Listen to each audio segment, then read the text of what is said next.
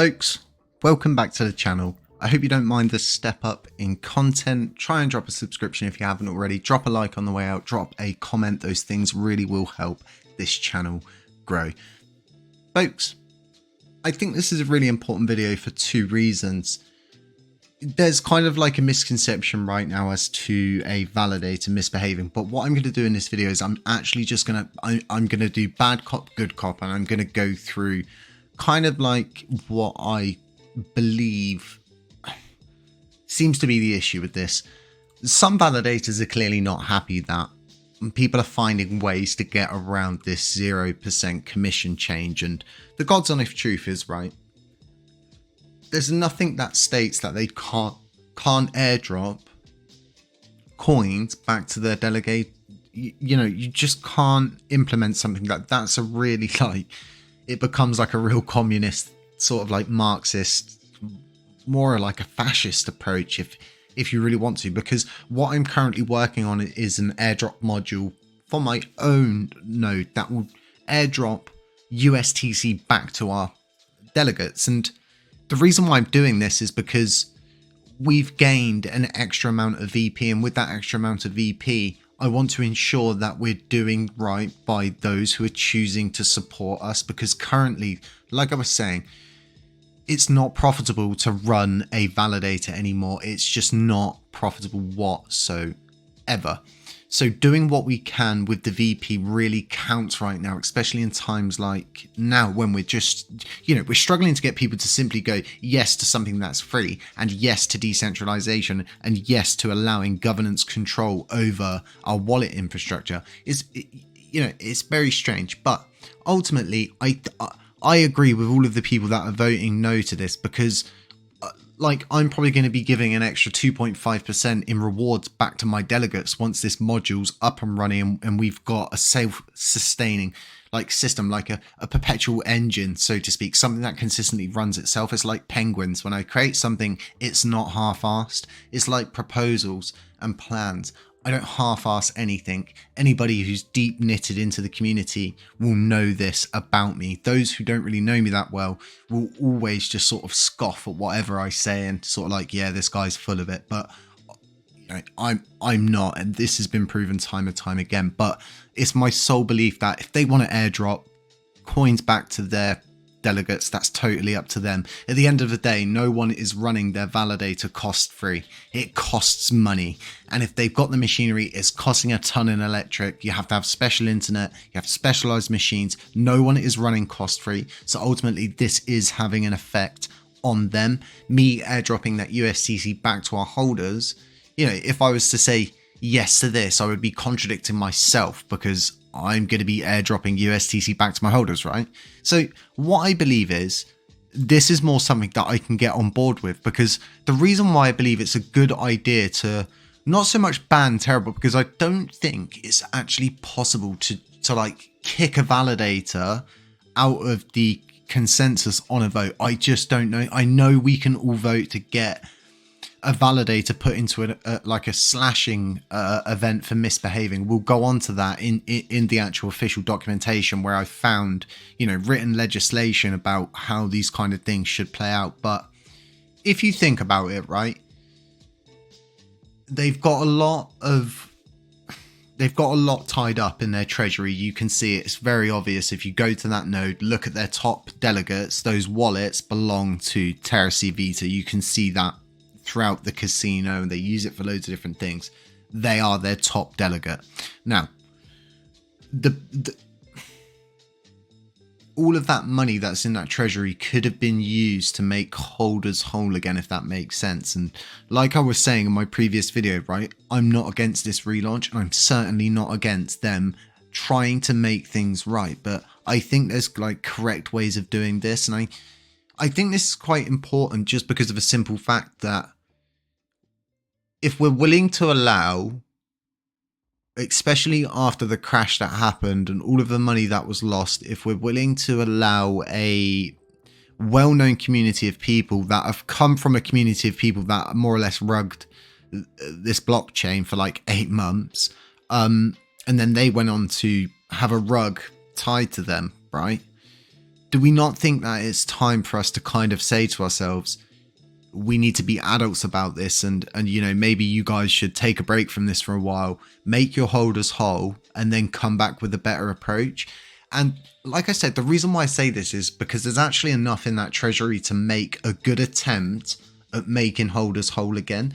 If not, there's ways of moving that into different places and staking it in different kind of like liquidity pools, these kind of like real high yielding ones.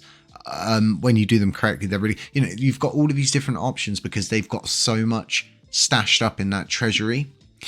Now, if we go and we look at the documentation, we type in, you know, banning a validator or something silly like that, which is what you can do. The likelihood is going to chuck back out tombstoning.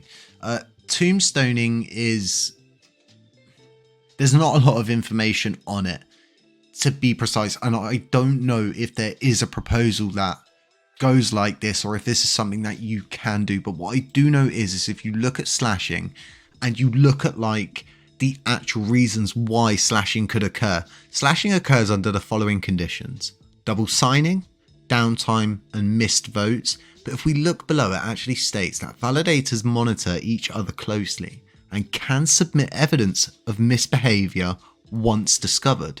The misbehaving validator will have a small portion of their funds slashed. Offending validators will also be jailed or excluded for consensus for a period of time. Even simple issues such as malfunctions or downtimes from upgrading can lead to slashing. For more information on slashing, visit the slashing module. So what we're going to do is we're going to go look at this slashing module, and we can see that there's different kind of parameters, there's different kind of proposals, and there's different kind of ways that you can do this.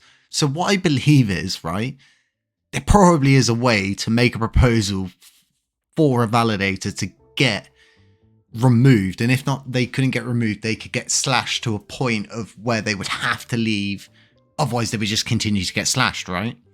So there are ways and means of doing this, and then it becomes a thing, right? Are we really setting a good example? And there's a game that's trying to get involved with our blockchain, and it's like, I think it's a zombie survival game. Very worrying if you go and do some deep diving into like these kind of games that have already launched somewhere else and now they're moving somewhere else. We don't want projects like that. We don't want a project that's just going to come here, take a load of liquidity, and then move on off to the next blockchain that's going to utilize this really kind of like junky sort of thing. I'm really kind of like worried about it. And at the same time, if it turns out that it's a good thing and it does work and, you know, there's good backing evidence, then we should probably look to things like that. But ultimately, like I was saying, right, we're not setting a good example. We could actually be attracting bad actors in DeFi that are sitting there thinking to themselves, if we do have these supposed sort of like bad actors that Terrace Vita had supposedly embedded with them, and they're like a huge gang apparently that do this, they're well known to the police, right? It's one of these things where we're going to be attracting gangs like this if they do exist, if they are true and these things do truly happen. If a bank, if we look at banks, right, if we look at FTX, you know, they had that huge, whatever happened, I don't want to start labeling it for what it possibly ended up being and how much it was, and look at what happened to him.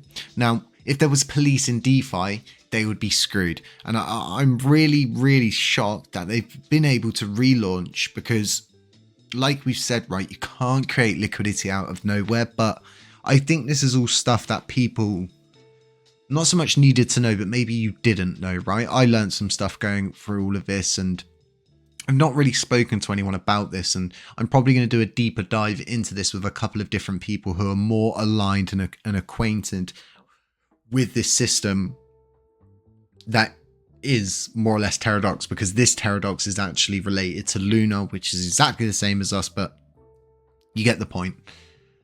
There are ways and means of doing this, but I don't believe doing it to someone like this simply because they're choosing to airdrop back to holders. You know, it costs a lot in fees. What they're incurring in fees, they'll be losing a ton. Our fees are not cheap.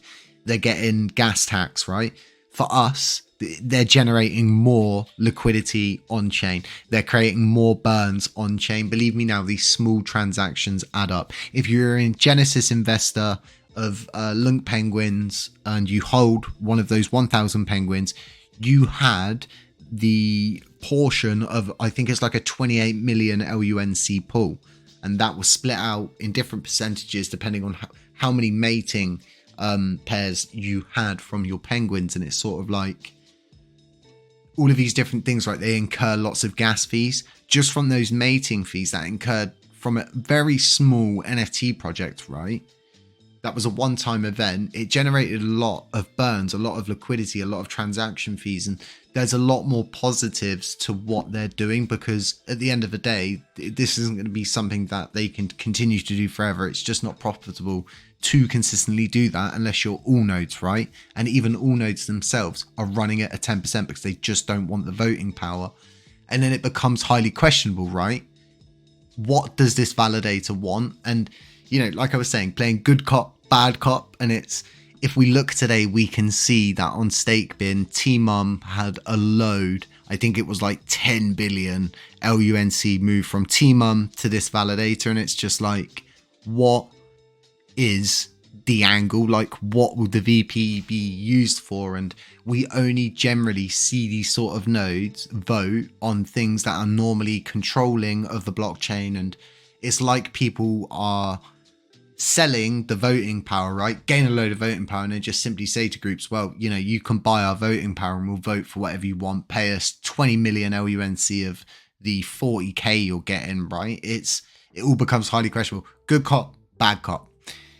Like I was saying, this is now becoming a situation as well where like validators just don't do much research. They literally like look at like, if I was to see Classy put up, like Classy's put up proposals previously, and I've gone to see if there's a supporting video because I know he's a YouTuber, and it's sort of like we get the same thing over and over again. And it's like, oh, you know, he's just a YouTuber, he's just doing this for influence. Mate, if you think I'm doing this for myself, for influence, for power, for anything, the revenue here is like £200 a month.